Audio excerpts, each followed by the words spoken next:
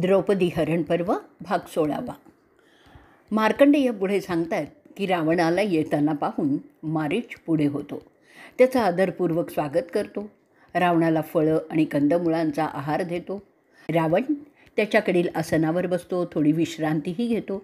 मारीच बोलण्यात पटाईत असतो. तो रावणाच्या जवळ जाऊन बसतो. रावणसुद्धा बोलण्यात काही कमी नसतो. ते दोघंही बोलायला लागतात. मारीच रावणाला विचारतो, अरे रावणा, तुझ्या चेहऱ्यावरचा रंग असा उतरलेला का दिसतोय?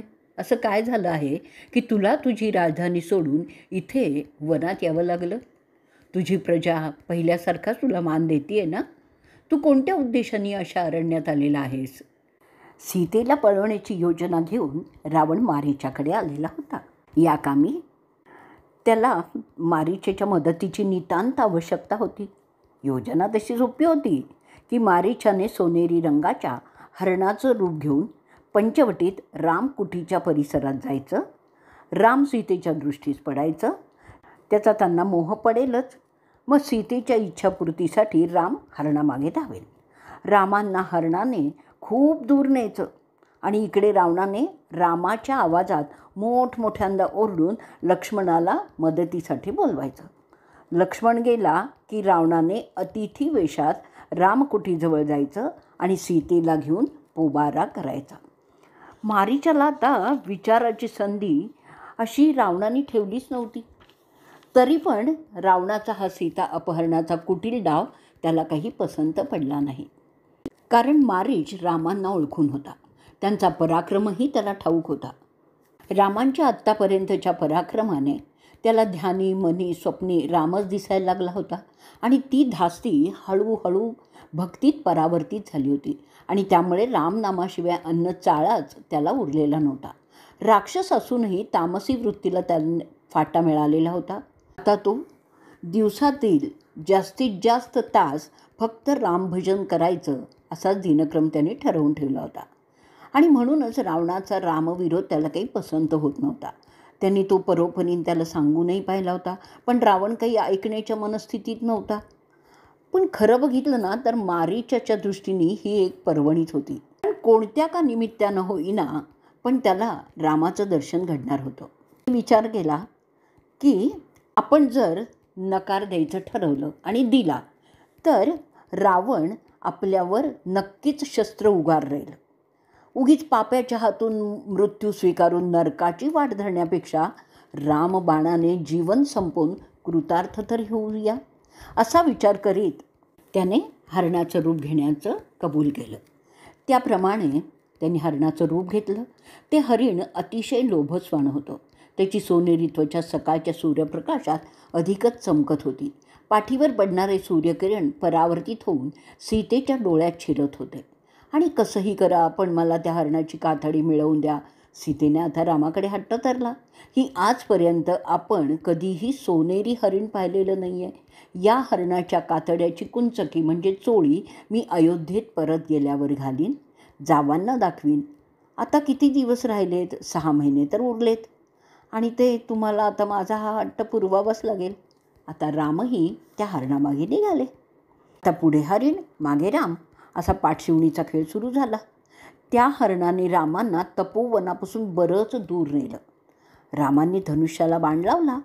हरणाने हुलकावणी द्यायचा प्रयत्न केला, पण बाण त्याच्या हृदयात शिरला आणि मूळ रूप धारण करून मारीचाचा मृतदेह धरणीवर पडला.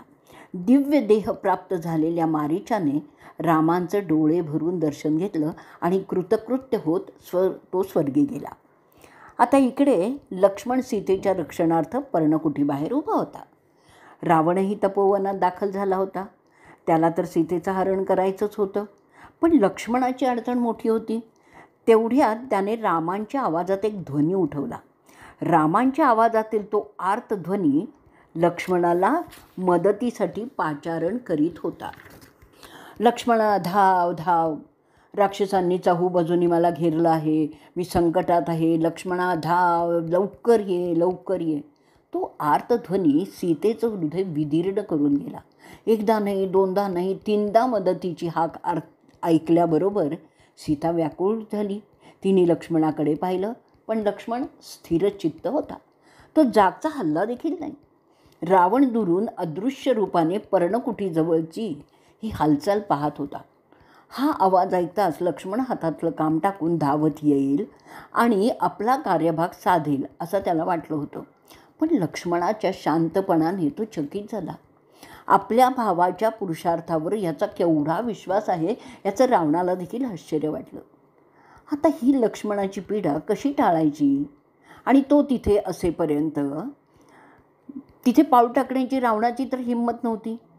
रावण काळजीत तर नक्कीच पडला होता, पण क्षणातच सीतेनेच त्याची ही चिंता दूर केली. ती म्हणली, भाऊजी, हे संकटात आहे, तुम्ही धाव घ्यायला हवी. लक्ष्मण पण म्हणत होता की वहिनी, मी तो आवाज ऐकला आहे, पण तो मायावी आवाज आहे. राम संकटात सापडणं कालत्रयी शक्य नाही आहे.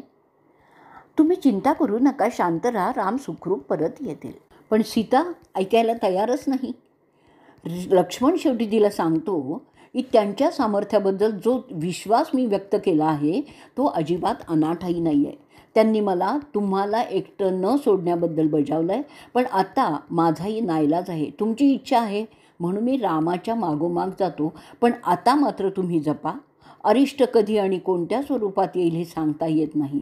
जाता जाता आपल्या धनुष्याने आश्रमाबाहेर एक अखंड रेष ओढली आणि म्हणाला, तुम्हाला माझी प्रार्थना आहे की आता या रेषेबाहेर काहीही झालं तरी येऊ नका.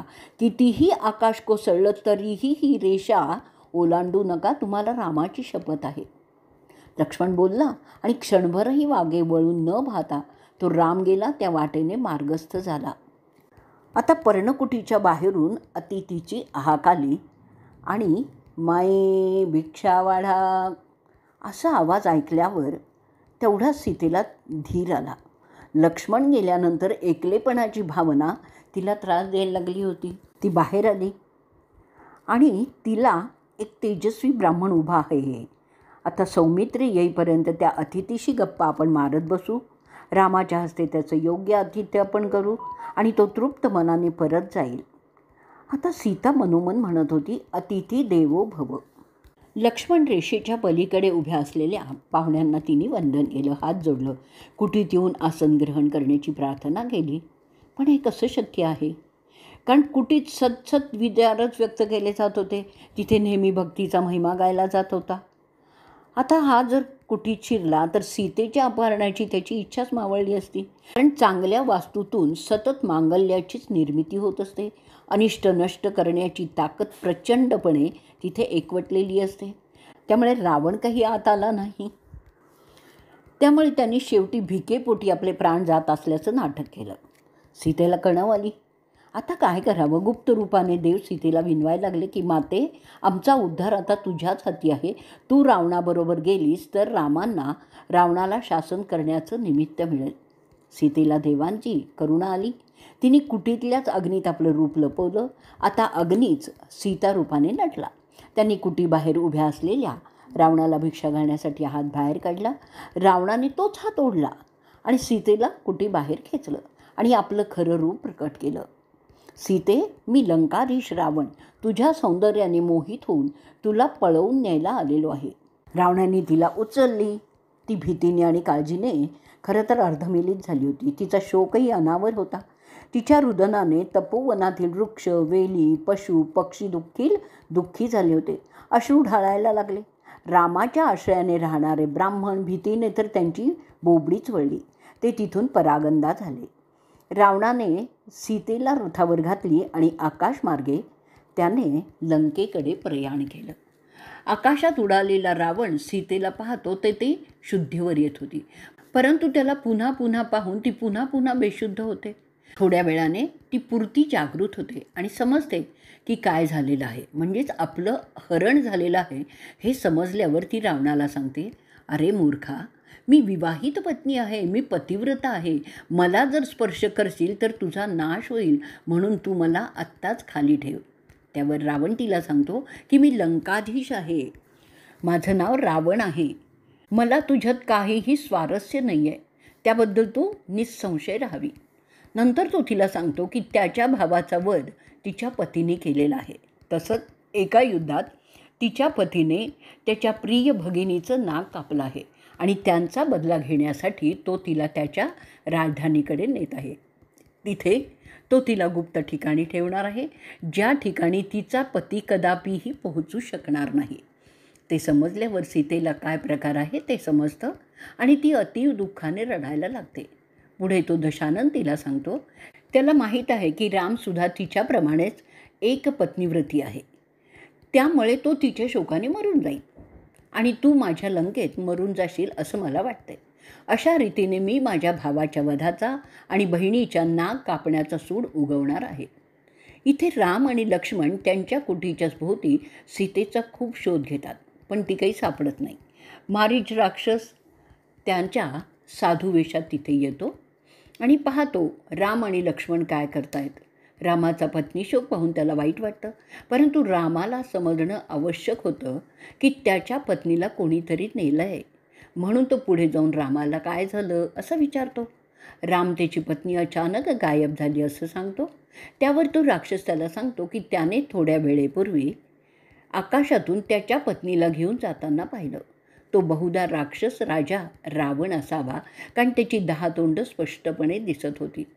पुढे तो मारीच रामाला हेही सांगतो की राम त्याच्या राक्षसांना मारण्याच्या कामामुळे रागावून रावण जो राक्षसांचा राजा आहे त्यांनी हे केलं असावं. म्हणून यापुढे रामाने राक्षसांचा नाश करणं बंद करावं. राक्षसांच्या वाट्याला जाणाऱ्यांचं असंच होतं असं बोलून मारीच रामाच्या जखमांवर मीठ चोळतो आहे. राम त्याला विचारतो की रावण सीतेला घेऊन कुठे जाऊ शकतो. त्यावर मारीच त्याला सांगतो की रावण तिला बहुधा लंकेत कुठेतरी कायम बंदिवासात ठेवणार आहे, कारण तसंच तो शत्रूच्या बायकांशी करतो. पुढे मारीच रामाला सल्ला देतो की त्याने आता त्याच्या बायकोचा विचार सोडून संन्यास घ्यावा, त्याच्यासारखा संन्यासी होऊन मोक्ष मार्गाकडे निघावं. आता इकडे रावण सीतेचं पातिव्रत्य किती खरं आहे ते तपासण्यासाठी तिला म्हणतो की ती रावणाशी लग्न करण्यास तयार असेल तर तो तिला कैदेत न ठेवता त्याच्या जनानखान्यात ठेवेल. सीता ते ऐकून तिच्या कानावर हात ठेवते आणि म्हणते की ती केवळ रामाचाच विचार करू शकते. अशा गोष्टी करशील तर अरे रावणा, तुझ्यावर आकाश कोसळून पडेल आणि त्यात तू चिरडून जाशील. तसं जर तू जबरदस्तीने करण्याचा प्रयत्न केलास तर त्याआधी भूमी मला गिळंकृत करेल. सगळं जग बदलेल, पण मी रघुच्या कुळाच्या रामाशिवाय इतर कोणाचाही विचार करणं अशक्य आहे. तसं करण्यापेक्षा तू मला तुझ्या कैदेत ठेव, तिथे मी रामाचा जप करीत राहील. मला विश्वास आहे की तो एक दिवस मला घेण्यासाठी नक्कीच येईल. तू समजतोस तसा माझा शूरवीर योद्धा पती हात गाळून बसणाऱ्यांपैकी नाही आहे. रावण सीतेला घेऊन जात असताना तिथल्याच एका पर्वताच्या शिखरावर बसलेला महापक्षी जटायू ते पाहतो. त्याला सीतेचं ओरडणं ऐकू येतं आणि तो हेही ओळखतो की सीता ती आहे आणि कोणीतरी तिला उचलून घेऊन जात आहे. अशा रीतीने द्रौपदी हरण पर्वाचा 16वा भाग इथे संपलेला आहे. भाग 17वा. मार्कंडेय पुढे युधिष्ठिराला सांगतात. ते पाहिल्यावर जटायू जो गिधाड वंशाचा होता त्याच्या संपत्ती नावाच्या मावस भावाबरोबर आणि त्याच्या बाप अर्जुनाबरोबर जे दशरथाचे मित्र होते रावणाला सीतेला घेऊन जाताना पाहतात. ते रागवतात, रावणावर जोराने चाल करून जातात. जटायू रावणाजवळ जाऊन बोलतो की त्याने सीतेला ताबडतोब सोडावं. ती आमच्या मित्राची म्हणजे दशरथाची स्नुषा आहे. आम्ही असताना तू तिला असं कसं नेऊ शकतोस. त्यानंतर जटायू रावणाच्या अंगावर त्याच्या नखांनी वार करायला लागतो, ज्यामुळे त्याची सीतेवरील पकड ढिली होईल. तो रावणाच्या अंगावर अनेक ठिकाणी जखमा करतो, तरीही रावण सीतेची पकड काही सोडत नाही. नंतर तो त्याच्या टोकदार चोचीने त्याच्या अंगाला भोकं पाडायला लागतो, तरीसुद्धा रावण सीतेला काही सोडत नाही आणि मोठ्या वेगाने लंकेच्या दिशेने जातच राहतो. रावणाचं अंग त्याच्या रक्ताने माखलेलं असतं. जसं रावण पाहतो की जटायू त्याच्या निर्धाराचा पक्का आहे आणि तो त्याचा हल्ला बंद करणार नाही, रावण त्यावेळेस त्याची तलवार काढतो आणि जटायूची दोन्हीही पंख छाटून टाकतो. त्यामुळे तो अजस्त्र पक्षी तोल जाऊन जमिनीवर येतो. त्याला मारल्यानंतर रावण उंच आकाशात झेपावतो आणि अतिशय उंचावरून तो सीतेला घेऊन लंकेच्या दिशेने जायला लागतो. वरून जाताना सीता खाली असलेले ऋषींचे आश्रम पाहते. नद्या, सरोवरं, वनक्षी असं सर्व ती पाहत असतं. ते पाहते तसे ती तिचे दागिने, ज्यांच्यावर तिच्या पतीचं नाव कोरलेलं होतं, खाली फेकायला लागते. तिचा जाण्याचा मार्ग त्यामुळे रामाला सापडेल अशी ती अपेक्षा करत असते. ती एका डोंगरावर उभे असलेले वानरही पाहते. ती त्यांच्याकडे जाईल अशा बेतांनी एक वस्त्र फेकते. त्यावर रामाचं नाव होतं. ते पिवळ्या रंगाचं कापड फडफडत त्या वानरांच्या अंगावर जाऊन पडतं. वानर त्या राक्षसाला वेगाने दूर जाताना पाहतात आणि लवकरच त्याची प्रिय राजधानी लंका त्याला दिसू लागते. तिच्या भोवती असलेल्या प्रचंड मोठ्या कोटभिंती त्याला जणू काही बोलवीत होत्या. त्या नगरीची सगळीच रचना विश्वकर्मानेच केलेली होती. एक काम आपण फत्ते केलं त्याचं त्याला समाधान वाटत असतं.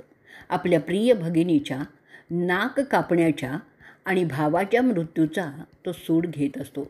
इथे राम लक्ष्मणाला सांगतो की तो ज्या सांबारापाठी जात होता तो एक राक्षस होता हे त्याला जेव्हा समजतं तेव्हा तो अधूनमधून गायब होत होता.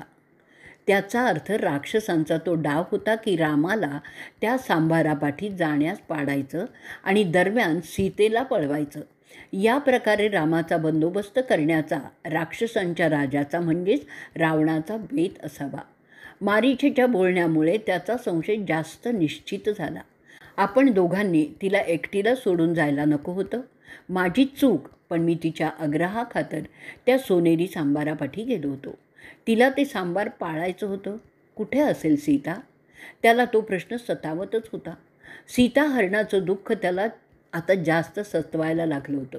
तो स्वतःला माफ करण्यास तयारच नव्हता. सीतेचा शोध घेणं याशिवाय दुसरा पर्यायच नाही. पण कुठून सुरुवात करावी हे काही त्याच्या लक्षात येईना. ज्या अरण्यात सर्वत्र राक्षसांचा संचार आहे त्या ठिकाणी आपण अशी चूक करावी ह्याचं त्याला नवल वाटत होतं. त्याच्याच दुःखात तो लक्ष्मणाला विचारतो की काय रे, विदेहा जिवंत तरी असेल का रे? शोधत फिरत ते अखेरीस एका ठिकाणी पोचतात. तिथे ते पाहतात एका प्रचंड आकाराचे गिधाड मरण्याच्या अवस्थेत पडलेलं आहे. ते त्याला काकुत्स घराण्याचा राक्षस समजतात. ते दोघंही त्याच्याजवळ जातात. राम त्याचं धनुष्य ताणून उभा असतो की केव्हाही तो त्या गिधाडाला बाण मारेल. पण ते गिधाड त्याला पाहून म्हणतं, तुमचं भलं होऊ. मी जटायू आहे, तुझ्या पित्याचा मित्र आहे. मी स्वतः गिधाडांचा राजा आहे. राम ते ऐकून त्याचं धनुष्यबाण खाली ठेवतो.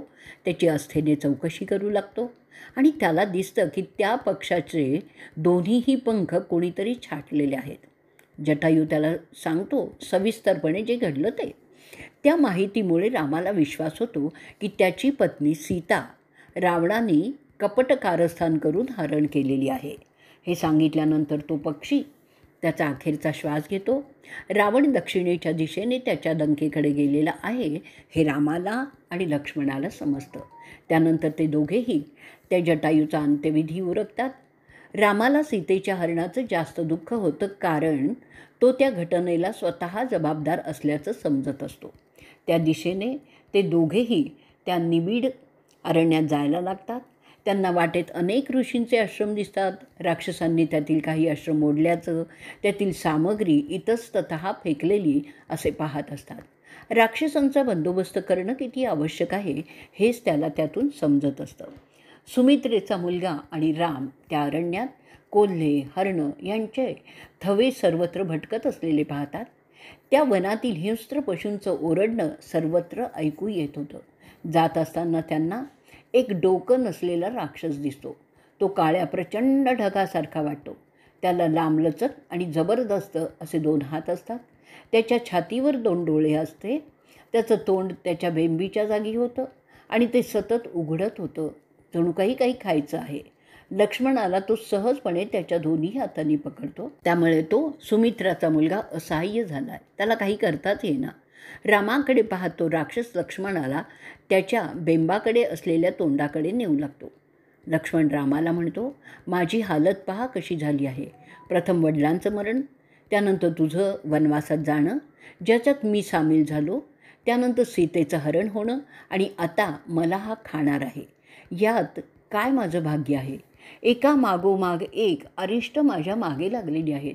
कदाचित मी तुला पुन्हा सीतेसह अयोध्येत जाताना पाहू शकणारच नाही असंच दिसतंय. तिथे राजगादीवर तुला बसलेला मी पाहू शकणार नाही, कारण हा बहुतेक मला खाऊन टाकणार आहे असं वाटतंय. तुझ्यावर कुसगवताने राज्याभिषेकाचं पाणी शिंपलं जाताना मी पाहू शकणार नाही.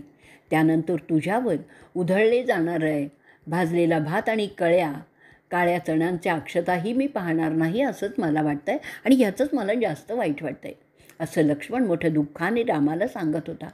ते ऐकल्यानंतर राम लक्ष्मणाला धीर देण्यासाठी म्हणतो, तो असताना त्याला कोणीही काहीही करू शकणार नाही. ते बोलत असताना रामच्या धारदार तलवारीने त्या राक्षसाचा एक हात कापून टाकतो. जणू काही तो एक तिळाच्या रोपाचा दांडाच असावा. ते पाहिल्यावर लक्ष्मण त्याच्या तलवारीने त्या राक्षसाचा दुसरा हातसुद्धा कापून टाकतो. त्यानंतर लक्ष्मण त्याच्या तलवारीने त्या राक्षसाच्या बरगड्यात वार करत राहतो, ज्यामुळे तो प्रचंड राक्षस अखेरीस कोसळून पडतो आणि मरतो. ते दृश्य ते पाहत असताना त्या राक्षसाच्या अंगातून एक आकाशातील सूर्यासारखं दिव्य तेज असलेला माणूस बाहेर पडतो. बोलण्यात पटाईत असलेला राम त्याला विचारतो की तू कोण आहेस, मला तुझी माहिती सांग. असं काही घडेल असं आम्हाला वाटलंच नव्हतं. सगळंच मोठं विलक्षण घडत आहे. त्यावर तो माणूस रामाला सांगतो की मी एक गंधर्व राजपुत्र आहे. माझं नाव आहे विश्ववसू. एका ब्राह्मणाच्या शापामुळे मला हे राक्षसी रूप धारण करावं लागलेलं होतं. पुढे तो रामाला सांगतो, तुझी पत्नी रावण कपटाने त्याच्या लंकेला घेऊन गेलेला आहे. त्यापासून सुटका करण्यासाठी तू येथील वानरराजा सुग्रीवाची मदत घे, त्याच्याशी मैत्री कर आणि ती मदत तुला मिळवता येईल. इथे ऋष्यमुख पर्वताच्या जवळच एक पवित्र क्षेत्र आहे. तिथे एक सरोवर आहे, त्याचं नाव आहे पंपा. त्यात हंसपक्षी आणि भरपूर कमळं तुला दिसतील. तिथे त्याच्या 4 साथीदारांसोबत राजा सुग्रीव राहतो. त्याचा भाऊ वाली याने सुग्रीवाला कपटाने फसवून त्याचं राज्य ताब्यात घेतलेलं आहे. तू त्याला भेट आणि तुझी दुर्दैवाची कथाही त्याला सांग. तो तुला चांगली मदत करेल. तुला तुझ्या या कामात त्या वानरांच्या मदतीमुळेच यश येणार आहे. तुझी पत्नी तुला मिळणार आहे आणि तू पुन्हा तुझ्या राज्याचा राजा म्हणून जाणार आहेस. एवढं बोलून तो गंधर्व अंतर्धान पावतो. त्या सगळ्या प्रकारामुळे दोघेही भाऊ आश्चर्यचकित झालेले एकमेकांची तोंड पाहतच राहतात. नकळतपणे त्यांना पुढे काय करायचं आहे ते समजलेलं असतं आणि त्याप्रमाणे ते त्या पंपा सरोवराकडे जायला निघतात. अशा रीतीने द्रौपदी हरण पर्वाचा 17वा भाग इथे संपलेला आहे. भाग 18वा. मार्कंडेय ऋषी पुढे सांगत असतात की सीतेच्या अपहरणामुळे बेचैन झालेला राम त्याच्या भावाबरोबर लवकरच त्या पंपा सरोवराकडे पोचतो. त्यात सुंदर कमळं होती आणि त्या गंधर्वाने सांगितल्याप्रमाणे हंसपक्षीसुद्धा होते. तो प्रदेश अतिशय विलोभनीयच होता, परंतु दुःखात व्यग्र असलेले ते दोघेही त्या सौंदर्याचा अनुभव घेण्यास असमर्थ होते. तिथला वारा, तिथल्या वनस्पतींचे सुगंध सर्वदूर पसरवित होता, त्यामुळे तो वारा आल्हाददायकच होता. त्या सुगंधामुळे त्याला त्याची पत्नी आठवते, कारण तिला असा सुगंध फार आवडत असे. पुन्हा तो त्याच्या दुःखात चूर होतो. त्याचं वारंवार दुःखात जाणं लक्ष्मणाला काही आवडत नाही आणि तो रामाला सांगतो, हा असा खेद करत राहून काहीही साध्य होणार नाही. सुग्रीवाकडे असं जाता येणार नाही. तेव्हा हे दुःख करणं बंद करून आपण आपल्या ध्येयाचा विचार केला पाहिजे. आता आपल्याकडे निश्चित माहिती आहे, तेव्हा रडत न बसता पुढच्या कारवाईची व्यवस्था करण्याकडे लक्ष दिलं पाहिजे. रामाला आपलं असं भावनाच्या आहारी जाणं चुकीचं आहे हे समजतं. सीतेला त्याच्या कैदेतून सोडवण्यासाठी दंड, युक्ती आणि कपट अशा मार्गाने आपल्याला काम करावं लागणार आहे. लक्ष्मण पुढे रामाला म्हणतो की आता आपण सुग्रीवाला भेटणार आहोत, तेव्हा तिथे रडत बसू नकोस. सुग्रीव त्या पहाडावरच आहे, तेव्हा आपण आता तिथे गेलं पाहिजे. ते ऐकल्यानंतर राम स्वतःला सावरतो आणि त्याच्या पौरुष्यातच येतो. भावना सोडून तो विवेकाने काम करण्याचं ठरवतो. त्यानंतर ते दोघेही पंपा सरोवरात स्नान करतात. तिथे पितरांना अर्घ्य देतात. तिथे वनात वाढणाऱ्या झाडांची ते फळं खातात. त्यानंतर ते त्या पहाडाच्या अगदी वरच्या शिखरावर पाहतात, तेव्हा त्यांना तिथे 5 वानर बसलेले दिसतात. रामाला येताना पाहून सुग्रीव त्याचा खास मदतनीस हनुमान त्याच्याकडे पाठवतो. ते सुग्रीवाला भेटतात. तिथे रामाला सीतेचं वस्त्र जे त्यांना मिळालेलं होतं ते दाखवतो. ते पाहून राम आणि लक्ष्मण ओळखतात की ते तिचंच आहे. त्यावरून रावणाने तिला लंकेकडे नेलं आहे हे सिद्ध होतं. त्यानंतर रामाला प्रथम सुग्रीवाची नेमणूक वानरांच्या राजाच्या पदावर करावे लागणार असते, तरच त्याला त्या समाजाची मदत होणार होती. सुग्रीवाचा प्रश्न त्यासाठी प्रथम सोडवावा लागणार होता. सुग्रीवाच्या भावाने त्याला फसवून त्याची गादी काबीज केली होती. त्यासाठी त्या भावाचा म्हणजेच वालीचा पराभव करणं हे आता मुख्य कार्य झालं होतं. त्याकरता राम सुग्रीवाला आश्वासन देतो की तो वालीशी लढून त्याला पराभूत करून त्याच्या हातात असलेलं वानरांचं राज्य पुन्हा सुग्रीवाकडे सुपूर्द करील. सुग्रीवाची राजधानी होती किष्किंधा. त्या दिशेने वालीबरोबर युद्ध करण्याच्या उद्देशाने ते निघतात. ते किष्किंधामध्ये पोचतात. तिथे त्याच्या वाड्याजवळ गेल्यावर सुग्रीव जोराने ओरडून त्याच्या भावाला लढण्याचं आव्हान देतो. त्याच्या ओरडण्याचा आवाज धबधब्यासारखा प्रचंड असतो. वालीला समजतं की राम सुग्रीवाच्यासाठी लढण्याकरता आलेला आहे. त्याला रामाशी लढणं काही बरोबर वाटत नाही, म्हणून तो त्याच्या बायकोला पुढे करतो. त्याची बायको तारा ती पुढे येते.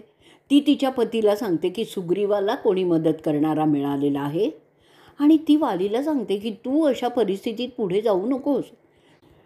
तिला वाली म्हणतो की तुला सगळ्या प्राण्यांचे आवाज समजतात, तेव्हा तू ते पाहून मला सांग की कोणाची मदत माझ्या भावाला मिळालेली आहे. वाली अंगावर सोन्याचा हार घातलेला असा बसून राहतो. तारा बाहेर डोकावून पाहते. तिला दिसतं की त्याच्याबरोबर दशरथपुत्र राम आलेला आहे, ज्याच्या तिरंदाजीची ख्याती तिन्ही जगात आहे. ते ती वालीला सांगते. त्याच्याबरोबर त्याचा भाऊ सुमित्रापुत्र लक्ष्मणसुद्धा उभा आहे. दोघेही शस्त्रसज्ज आहेत. कदाचित सुग्रीवाने त्याच्याबरोबर काही प्रकारचा समझोता केला असावा. त्याशिवाय मैंद आणि द्विविंद हे सुद्धा आहेत. रामाच्या बाजूला सुग्रीवाचा मित्र हनुमान उभा आहे. ते सगळेच फार शक्तिमान आणि हुशार आहेत. ताराचं ते बोलणं ऐकल्यावर तो घमेंडी वानर राजा तिच्या बोलण्याकडे दुर्लक्ष करत तिला उलट विचारतो, काय तुझं माझ्या भावावर लक्ष लागलं आहे की काय? नंतर तिला जोराने बाजूला ढकलतो आणि तो त्याच्या गुहेबाहेर येतो. तो मल्यावत पर्वताच्या बाजूला होता. अरे माझ्या नामधारी भावा, मी तुला कित्येकदा चीत केलेलं आहे, तरी आत्ता पुन्हा का आला आहेस? गेल्या वेळी मी तुला जीवानिशी सोडून दिलं आहे, कारण तू माझा भाऊ आहेस. पण तुला जराही अक्कल येत नाही असं वाटतंय. आत्ता या कोणाला घेऊन आला आहेस तू? मला वाटतंय तुला तुझा जीव प्यारा नाही, म्हणूनच तू पुन्हा पुन्हा माझ्याशी लढायला येत असतो. हे ऐकल्यानंतर सुग्रीव त्याला म्हणतो, तू माझं राज्य, माझी बायको असं सगळं माझ्याकडून हिरावून घेतलं आहेस. आता मला जगण्याचा एकच महत्त्वाचा उद्देश उरलेला आहे. असं बोलून सुग्रीव वालीवर तुटून पडतो.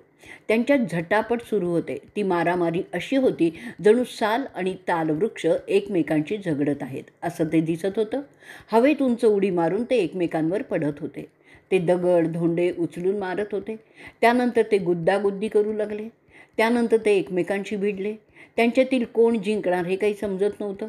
त्यांच्यातील वाली कोण आहे तर सुग्रीव कोण आहे हे समजणंही अशक्यच होतं. त्यावेळी हनुमान सुग्रीवाच्या गळ्यात एक फुलांची माळ घालतो. त्यामुळे तो वेगळा असा ओळखता येऊ लागतो. एखाद्या भल्या मोठ्या डोंगरासारखा तो सुग्रीव भासायला लागतो. त्यानंतर रामाने वालीवर नेम धरला आणि बाण सोडला. तो बाण वालीच्या छातीत घुसला आणि त्यामुळे तो रक्त ओकू लागला. त्याला त्याच्यासमोर राम आणि सुमित्राचा मुलगा दिसू लागले. वाली रामाच्या काकुत्स्थ वंशाचा उद्धार करू लागला. त्यानंतर लवकरच तो मृत झाला. तारा तिचा वाली जमिनीवर मेलेली पाहते. वाली मारला गेल्यामुळे सुग्रीव किष्किंधा राज्याचा पुन्हा राजा होतो. त्याला त्याची तारा ही बायको परत मिळते. त्यानंतर राम आणि लक्ष्मण दोघेही त्या मल्यावत पर्वतावर राहू लागतात. तिथे ते 4 महिने राहतात. त्या सुमारास लंकेमध्ये रावणाने सीतेला एका नंदनवनासारख्या सुंदर उद्यानात राहण्यास ठेवलेलं असतं. त्या उद्यानात अशोकाची भरपूर झाडं होती, म्हणून त्याला अशोकवन असंही म्हणत होते. तिथला परिसर एखाद्या ऋषींच्या आश्रमासारखा वाटत होता. सीता तिथे फळं आणि कंदमुळं खाऊनच राहत होती. तिने बैराग्यासारखे कपडे घातलेले होते. दिवसेंदिवस ती कृश होत होती. सीता रामाचा धावा करीत होती. ती समजत होती की तिचा पती तिला सोडवण्यासाठी एक ना एक दिवस खात्रीने तिथे येईल आणि तिला सोडवून नेईल. त्या ठिकाणी रावणाने राक्षस महिला तिच्यावर लक्ष ठेवण्यासाठी नेमलेल्या होत्या, अशासाठी की सीता आत्मघात करणार नाही. बाकी सीता त्या उद्यानात मुक्तपणे फिरू शकत होती. त्या राक्षसिणीतील काहींना 2 डोळे होते, तर काहींना 3 डोळे होते. काहींना त्यांच्या डोक्यावर डोळे होते, तर काहींना लांब जिभा होत्या, तर काहींना अजिबात जिभाच नव्हत्या. काहींना 3 स्तनं होती, काहींना एकच होतं, काहींना एकच पाय होता, काहींना त्यांच्या माथ्यावर जाड केसाच्या जटा होत्या, एकच डोळा होता. त्या सगळ्याच भयंकर दिसत होत्या आणि त्यांची सीतेवर कडक नजर होती. त्या पिशाच्य बायका सीतेशी नेहमीच रागात बोलत असत. तिला सतत टोमणे मारत असत की तिच्या नवऱ्याने शूर्पणखेचं नाक कापलं म्हणून तिला ही झालेली शिक्षा आहे. त्या राक्षस बायका तिला नेहमीच फाडून खाऊन टाकण्याच्या धमक्या देत होत्या. ते ऐकल्यावर सीता त्यांना म्हणायची, अहो बायकांनो, तुम्ही नुसती धमकी का देताय? मला खरोखरच का खाऊन टाकत नाहीत? मला जगण्याची इच्छा अजिबात नाही आहे. सीता असं त्या राक्षस बायकांना पुन्हा पुन्हा बोलत असल्यामुळे त्या बायका राजाकडे जातात आणि त्यांना ते सांगतात. त्यानंतर राजा त्या घाबरवणाऱ्या राक्षस बायकांना काढून एक व्यवस्थितपणे बोलणारी, एक माणसासारखी दिसणारी त्रिजटा नावाची राक्षसबाई तिच्यावर नेमतो. ती सीतेशी व्यवस्थितपणे बोलते, परंतु त्यामागे राजाचा उद्देश अपवित्रच होता. ती सीतेचं मन वळवण्याचा प्रयत्न करत असते की ती रामाला विसरेल आणि रावणाला तिचा धनी म्हणून स्वीकारेल. ती तिचं तारुण्य अशा खोट्या आशेत किती दिवस घालवणार, असा प्रश्न ती सीतेला नेहमी विचारत असे. आता तुला तो राम कधीच दिसणार नाही, मग त्याचा विचार तू सोडून द्यायला पाहिजे, असं तिच्या डोक्यात सतत भरवलं जात होतं. तशा बोलण्याने ती राक्षसीण सीतेच्या मनाचा ठाव घेत असे. त्यानंतर तिला समजतं की सीतेला कोणत्याही परिस्थितीत रामाशिवाय काहीही सुचत नाही. तेव्हा त्रिजटा राक्षसीण सीतेला म्हणते, हे बघ सीता, रावणाचा एक प्रधान अविंध्य नावाचा राक्षस आहे. त्यांनी माझी नेमणूक इथे केली आहे. तो रामाचं भलं पाहणार आहे. त्यांनी मला तुझ्याशी बोलण्यासाठी पाठवलेलं आहे. त्यांनी सांगितलं आहे की सीतेला सांग की तिचा पती राम व्यवस्थित आहे आणि त्याच्याबरोबर त्याचा भाऊ लक्ष्मणसुद्धा आहे. तुझ्या रामाने वानर राजा सुग्रीवाशी संधान केलेलं आहे. तो तुला ह्यातून सोडवण्यासाठी तयारी करत आहे. आणखीन एक गोष्ट तुला सांगून ठेवते की रावणाची तू भीती बाळगू नकोस, कारण रावणावर सगळ्या जगाने बहिष्कार टाकलेला आहे. तसंच नल कुबेराच्या शापामुळे तो कोणत्याही अप्रसन्न स्त्रीचा विनयभंग करू शकत नाही. तो शाप त्याला नल कुबेराने दिला होता जेव्हा रावणाने त्याच्या रंभा नावाच्या बायकोशी अतिप्रसंग करण्याचा प्रयत्न केला होता. तो फक्त तुला घाबरवण्याचा प्रयत्न करेल, पण तू तुझ्या धोरणापासून कधीही हटू नकोस. ती पुढे हेही सांगते की तिला एक भयंकर स्वप्न पडलं, त्यात तुझ्या रामाने या नीच प्रवृत्तीच्या राक्षसाचा वध केला आहे असं मला दिसलं आहे. त्यामुळे पुलस्त्य घराण्याचा नाश झाला असं मला दिसलं आहे. तो रावण त्याच्या पापकारक कारवाया करत असताना मी त्या स्वप्नात पाहिलेलं आहे. त्याची विवेकबुद्धी संपलेली आहे, कारण तो देवांना आव्हान देत आहे. माझ्या स्वप्नात त्याचा सर्वनाश होताना मी पाहिलं आहे. माझ्या स्वप्नात मी हेही पाहिलं आहे की त्याच्या 10 तोंडासह मातीत लोळत आहेत. त्याचे कपडे मलिन झालेले आहेत. दुसऱ्या क्षणी तो गाढवांच्या रथातून जातानाही मी पाहिला आहे. त्याचे डोक्याचे केस कापलेले होते. मी कुंभकर्णालाही पाहिला आहे की तो डोक्याचे केस कापलेला, गळ्यात लाल फुलांच्या माळा घातलेला असा दक्षिण दिशेकडे धावत असलेला मी पाहिला आहे. मी विभीषणाला पाहिले आहे. त्याच्या डोक्यावर छत्री होती, माथ्यावर पगडी होती, अंगात उंची वस्त्र होती, चंदन गंध लावलेलं होतं. तो स्वर्गाच्या शुभ्र पर्वताकडे जात होता. त्याचे 4 साथीदारसुद्धा त्याच्याबरोबर तसेच जात होते. या दृश्यांचा अर्थ असा होतो की सीता, तू पुढे होणाऱ्या समरातून सही सलामत सुटणार आहेस. तुझ्या रामाच्या बाणांनी सगळं जग, त्यातील समुद्र झाकलेले असतील असंच दिसत होतं. मी लक्ष्मणालासुद्धा रामाप्रमाणे बाणांचा वर्षाव करताना पाहिलं आहे. लक्ष्मण हाडांच्या ढिगावर चढून तिथून मध आणि दुधात शिजवलेला भात खाताना मी पाहिलं आहे. तो उत्तर दिशेकडे जात होता. तो रडत होता. त्याच्या सर्वांगाला रक्त लागलेलं होतं. त्याला शुभ्र रंगाचे वाघ संरक्षण देत होतं असंही मी पाहिलं आहे. या स्वप्नांचा अर्थ लवकरच तुझी रावणाच्या कैदेतून सुटका होणार आहे आणि तुझे सुखाचे दिवस सुरू होणार आहेत. त्रिजटाचं हे सगळं स्वप्न ऐकून सीतेच्या आशा वाढवल्या जातात. ती त्याप्रमाणे विचार करायला लागते. तेवढ्यात तिथे ते भयंकर पहारा देणाऱ्या राक्षस बायका येतात. त्या सीतेला त्रिजटेबरोबर बसलेली पाहतात आणि अशा रीतीने द्रौपदी हरण पर्वाचा 18वा भाग इथे संपलेला आहे.